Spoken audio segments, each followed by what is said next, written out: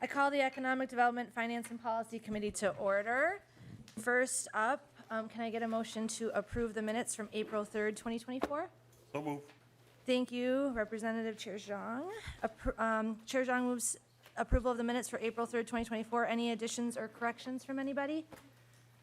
Seeing none, all those in favor of approving the minutes, please say aye. Aye. Any opposed? And the motion prevails and the minutes are approved. First bill on the calendar today is House File 3449 from the wonderful Chair Hassan. Chair Hassan moves that House File 3449 be re-referred to Ways and Means Committee. Rep. Hassan, it sounds like you have a DE2 authors amendment too, is that correct? Yes. The DE2 authors amendment is before us. Would you like to give us a brief walkthrough of the DE2 language and spreadsheet with the nonpartisan staff, please?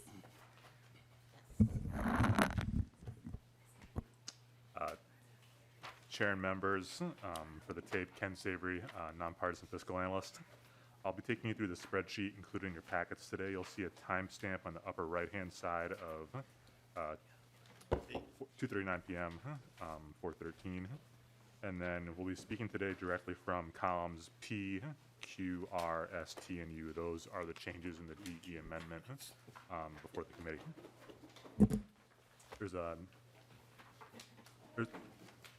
There's a number of changes to the Department of Employment and Economic Development. We'll start on line 8. This is the cancellation of $5 million to the Bloomington Expo appropriation that was in the previous omnibus jobs bill. It shows up as negative $5 million in FY24. Line 9 is an elimination of the Asian Economic Development Association, an appropriation in the previous finance bill. And then line 10 is the same appropriation reappropriated at the same amount for $500,000, but with extended availability for that proposal. Line 11 is an appropriation to propel nonprofits of $497,000 in FY25. Line 12 is an appropriation of $800,000 for the New American Development Center of $800,000. Line 13 is an appropriation to the Entrepreneur Fund of $1 million in FY25. Line 14 is an appropriation to the Coalition of Asian American Leaders of $1 million in FY25. Line 15 is an appropriation of $500,000 to the Arrowhead Economic Opportunity Agency. Line 16 and 17 are items that the committee has seen before, contained in the original bill. It essentially eliminates the Launch Minnesota program in FY25, but then reappropriates it in FY25 on line 17 for extended availability. Line 18 is a reduction and moving of items between the Minnesota Film and TV Board and the Production Jobs Credit Program, between DEED and Explore Minnesota Tourism. We'll see those lines a little bit farther down.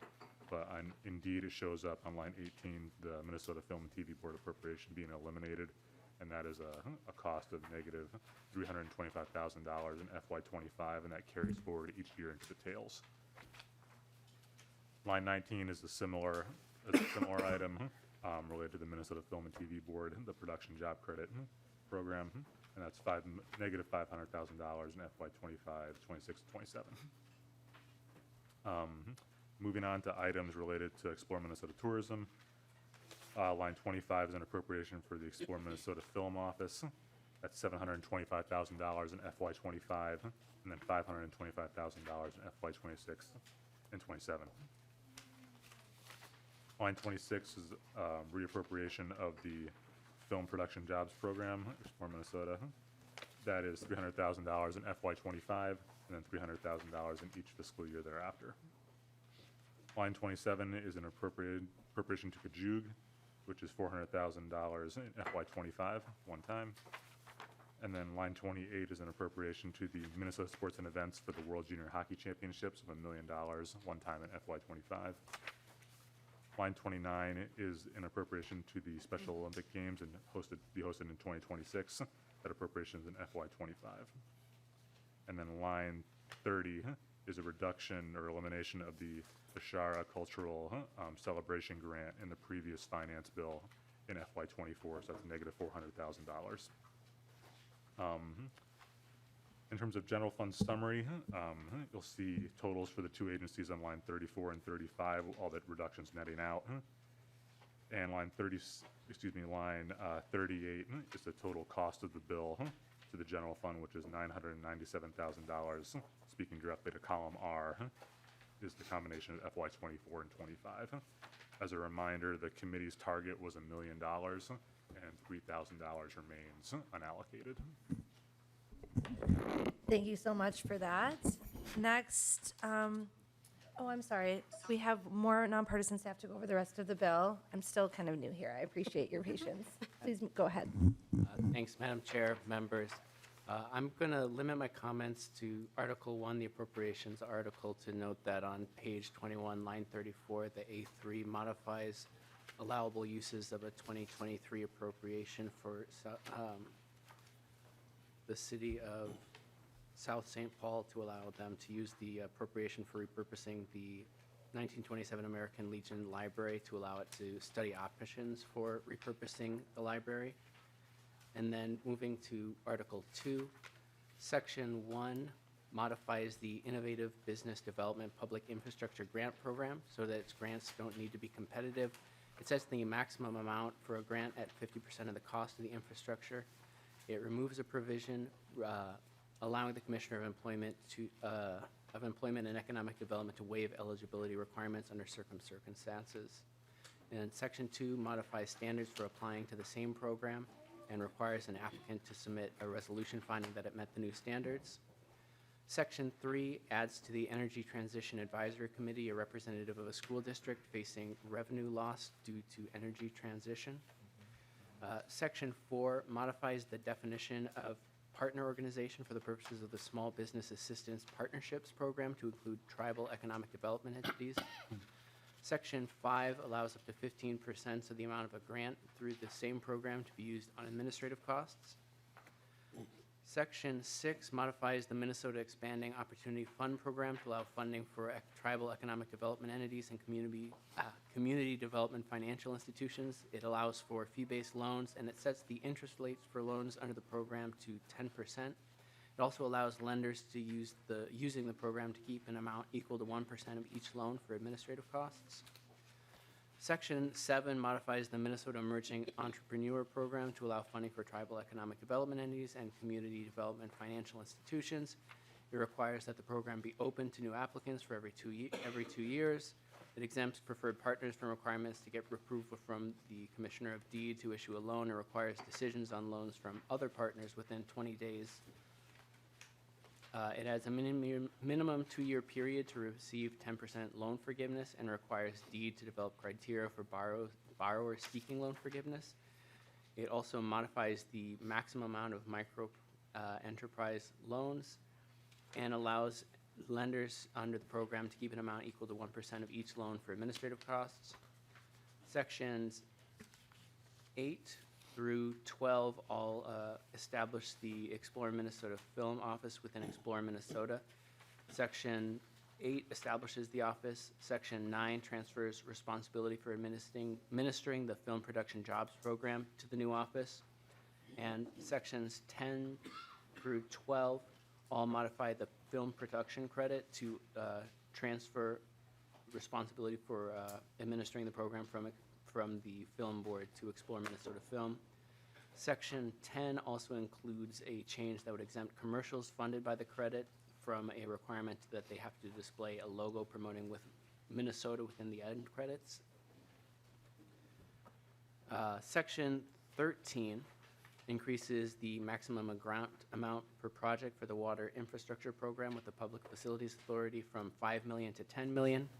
Section 14 increases the maximum grant amount for the Point Source Implementation Grant Program with the Public Facilities Authority from $7 million to $12 million. Section 15 modifies an appropriation from 2023 to allow Northland Foundation to use up to 5% of the appropriation for administrative costs.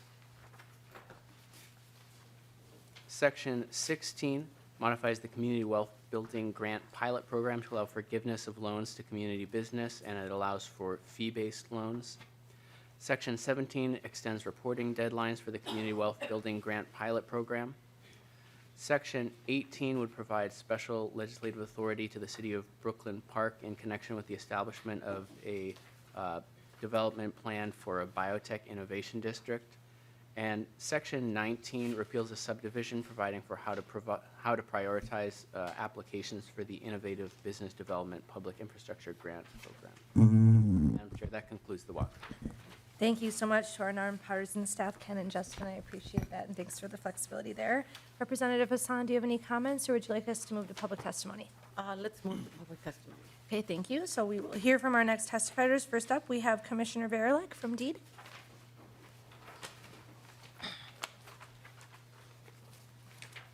Please introduce yourself for the record and proceed.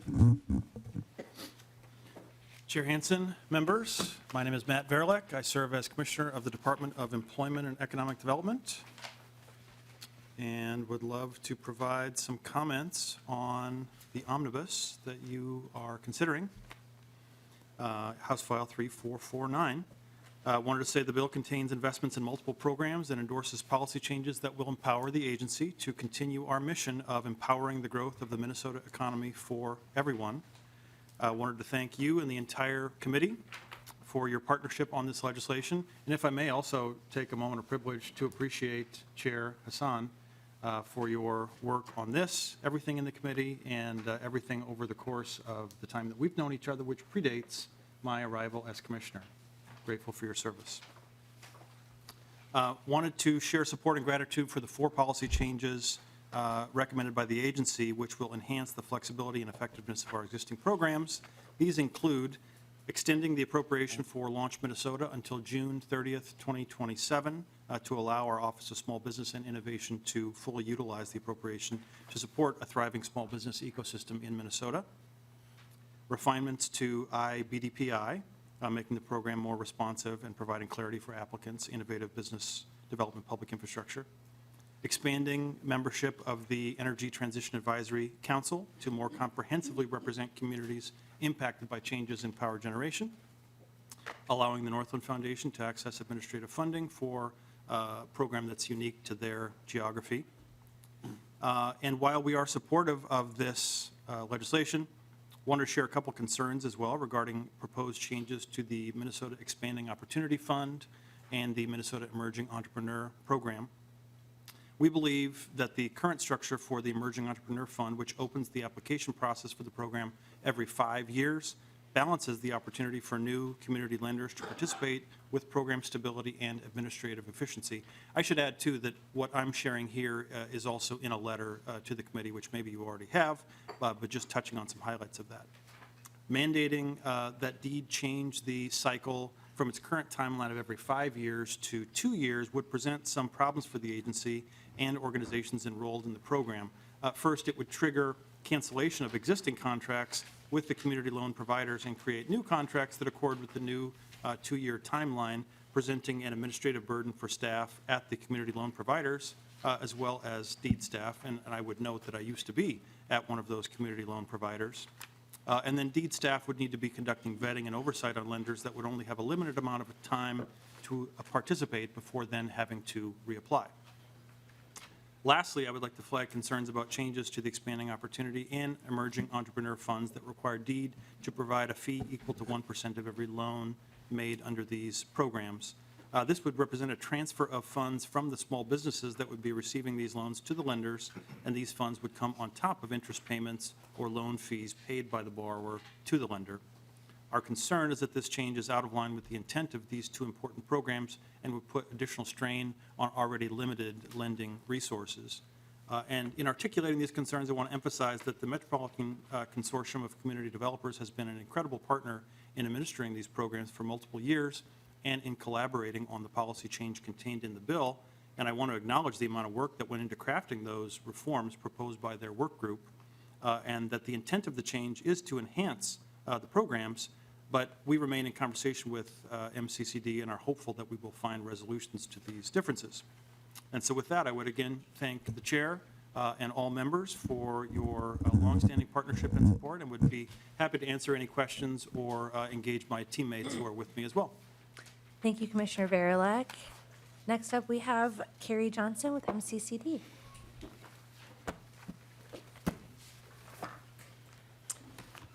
Please introduce yourself for the record and proceed.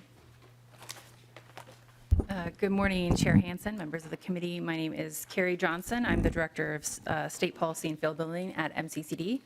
I am here today in support of House File 3449 as amended, and I want to genuinely thank Chair Hassan and the committee for all of their support on these policy changes and the work that has been done. The policy changes that were in originally House File 3847 will help transform the financial offerings available for nonprofit economic development organizations to deploy to entrepreneurs across the state. We are particularly excited about expanding current state-funded loan funds to include fee-based lending. This change alone will help entrepreneurs that require an alternative financing model due to their faith or beliefs. Because these lending sources do not require interest to be exchanged from partner organizations, they are more compatible with Islamic finance principles, while also aligning with similar models used by faith traditions that emphasize ethical and socially responsible finance. Additionally, these changes will help streamline the underwriting process for the Emerging Entrepreneur Loan Program by removing duplicative underwriting for certain partner organizations. Plus, they will incorporate automatic loan forgiveness for borrowers in good standing for 2 of the loan programs. Ultimately, we hope that these policy changes will ensure that organizations around the state deploying these resources can better support the small businesses they work with, and that those small businesses receive similar support or loan offerings no matter which deed partner they connect with. I also want to acknowledge Commissioner Verilik's comments, and we look forward to working with DEED as well as the committee and Chair Hassan on finding a resolution to some of the differences that we have.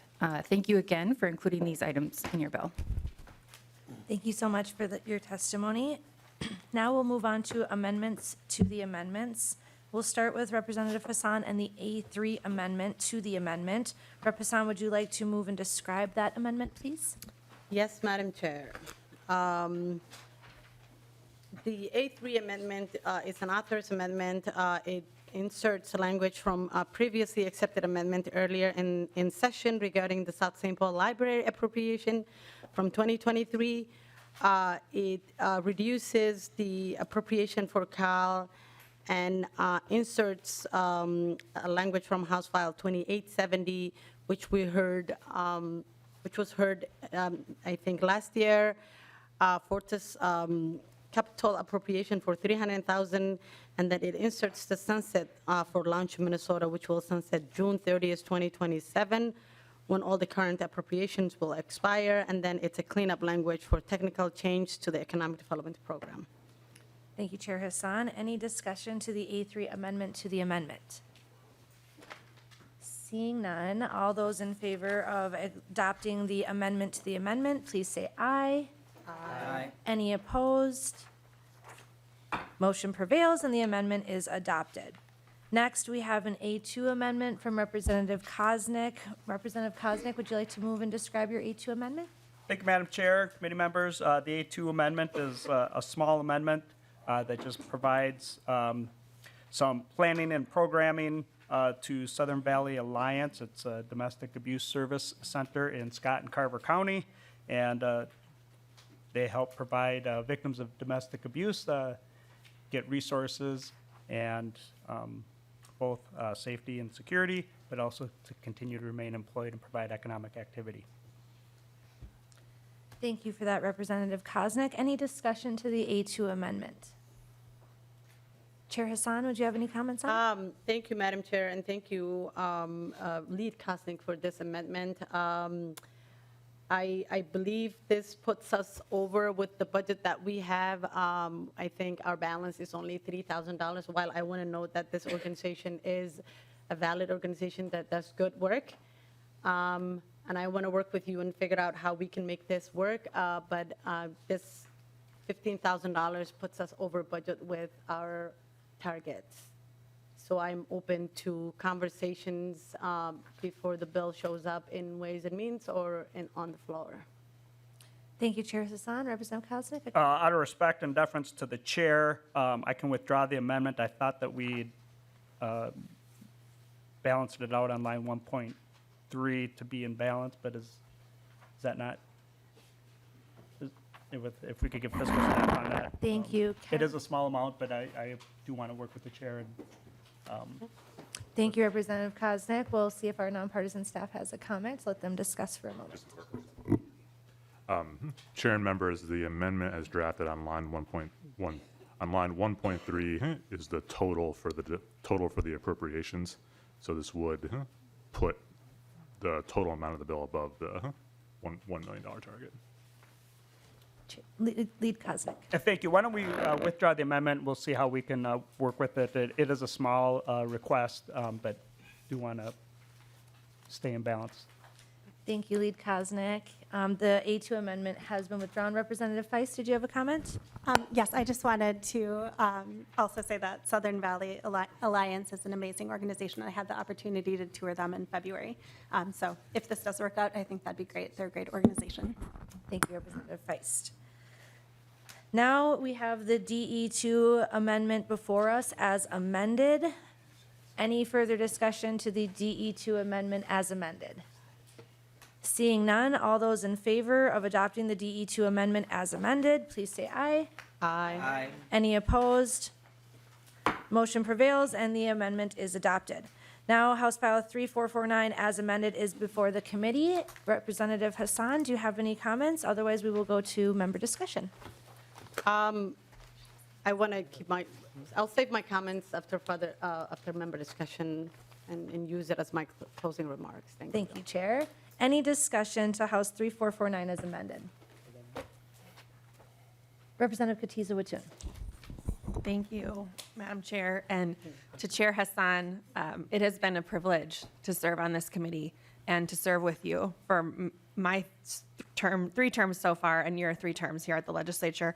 I don't think that we could have had a better person at the helm of the Economic Development Committee, particularly the unrest that your district faced, and you have been a champion for your people and for the citizens all across the state of Minnesota. And I just want to thank you for your time and effort and your patience and understanding.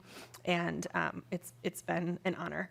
So I thank you. I know how much work you have put in and how much time putting together a bill like this takes year after year.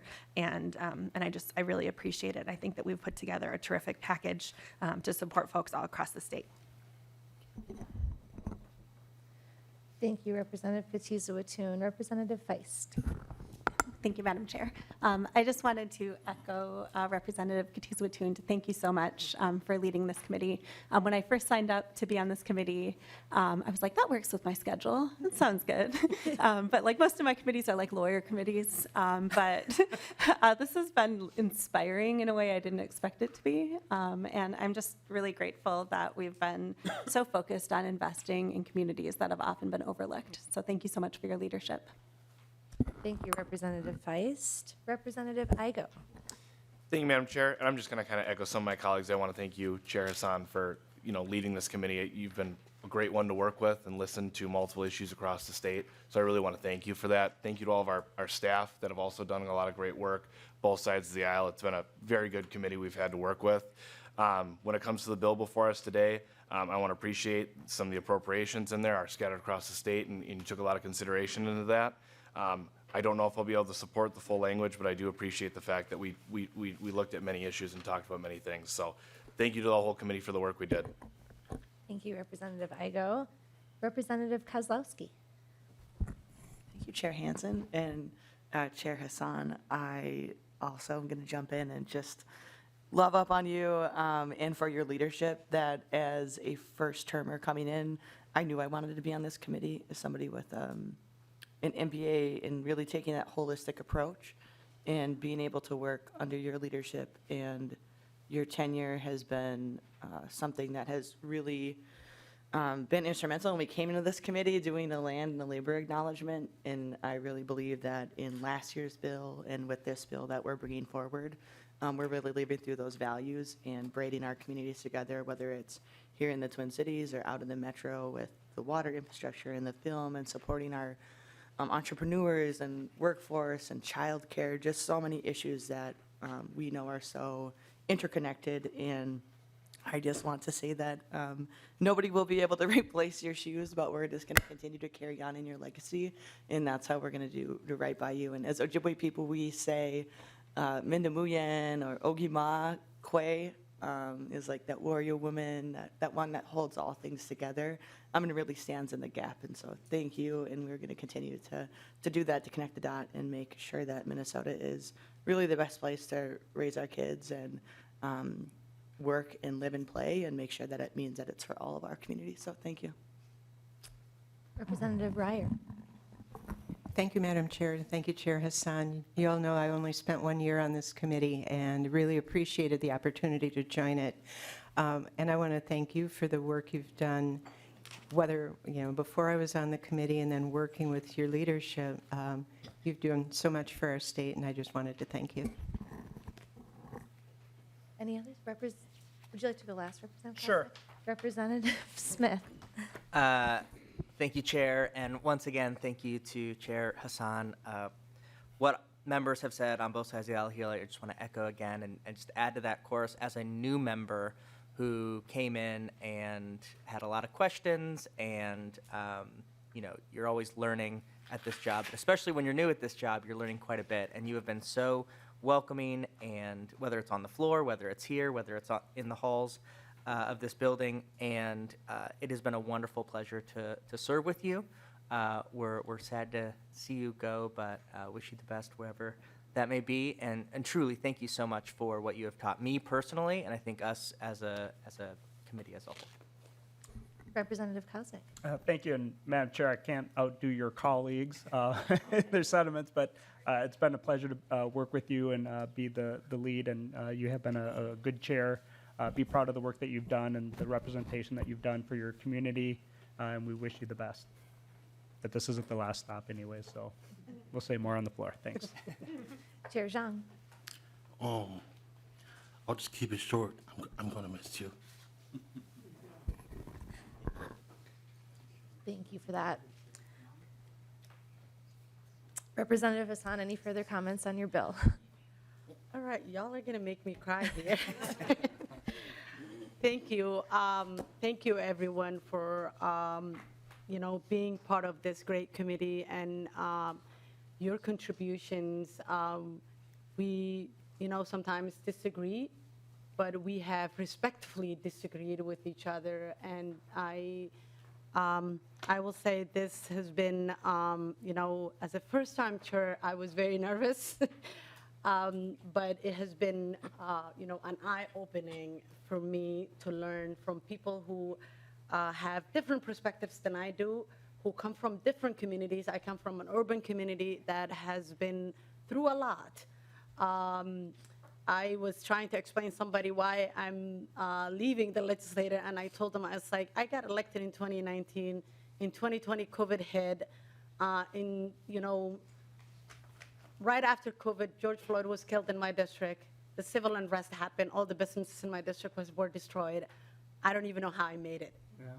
And that is the reality of the district that I represent. But I represent that district with honor, and those scars, I wear them as a badge of honor, because I was elected into this office because people saw something in me. They saw that I could be a voice. They saw that I could carry their message to the legislator. So I want to thank all of you for being part of this journey, for educating me, for uplifting me, inspiring me, empowering me, and sometimes keeping me in line, because I could be sometimes set on my own way, as we are all.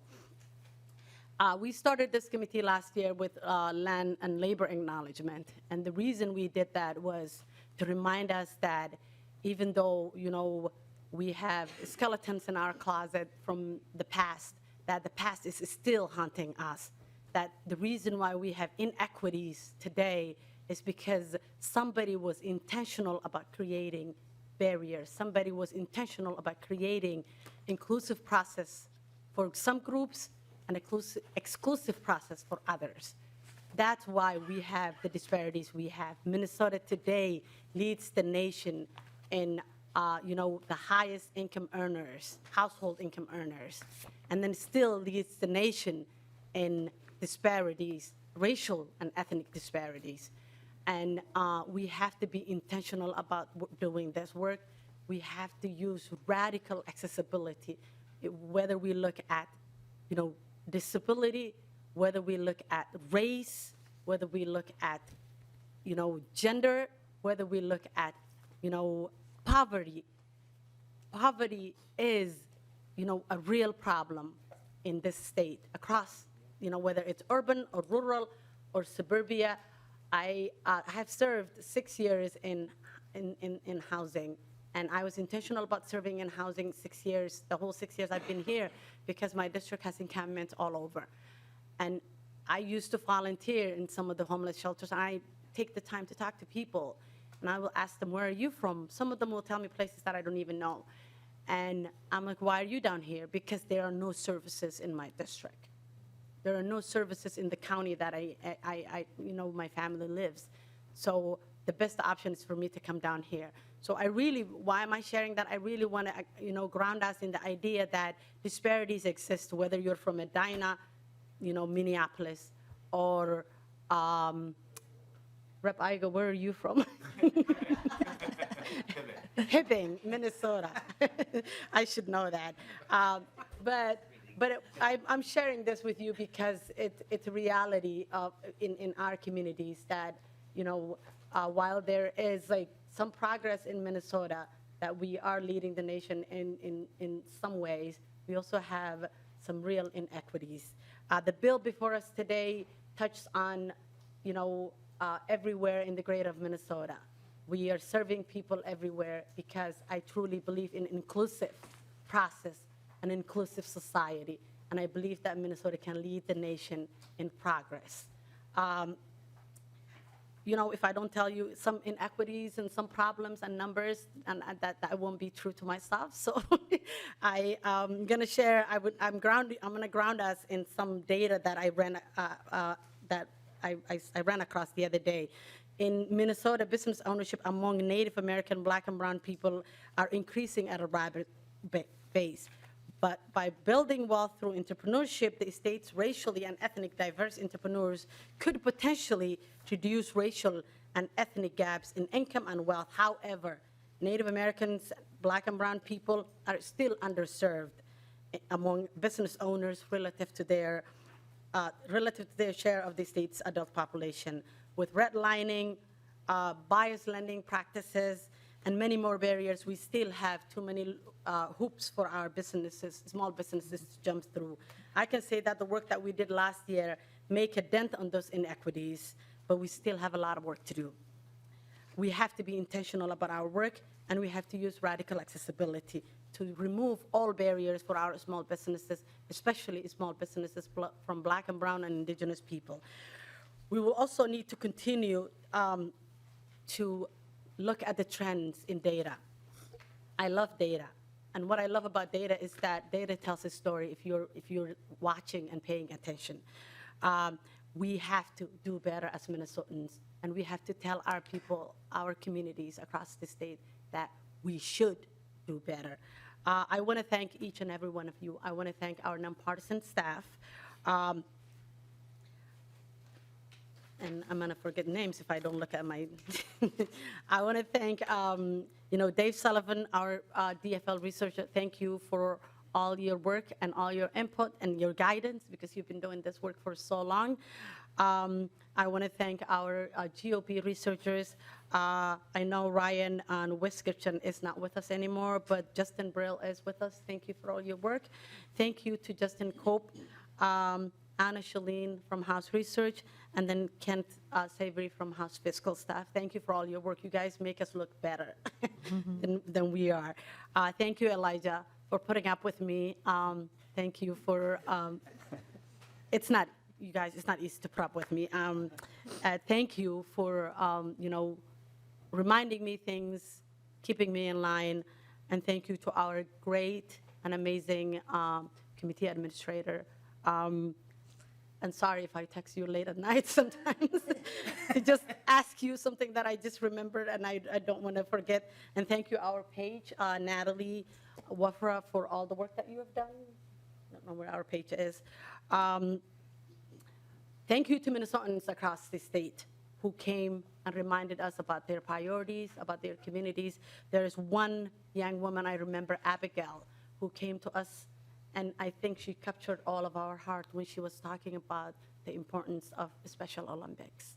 And that's why we're funding Special Olympics from this. I wish we had more money, right? But we are funding it. I want to tell Abigail, if she ever sees this tape, that we did hear you, we did see you, and we are funding Special Olympics. This is a great bill, you guys, and I think our staff did a great job of walking through the bill. It's a bill that funds all parts of the state, and it's a bill that touches on some of our priorities. So thank you. This might be the last time that I'm going to sit here as a chair. So thank you. And if there is ever a time that you thought I was the mean teacher, I apologize. But thank you for all your work. This is a great bill. Please support.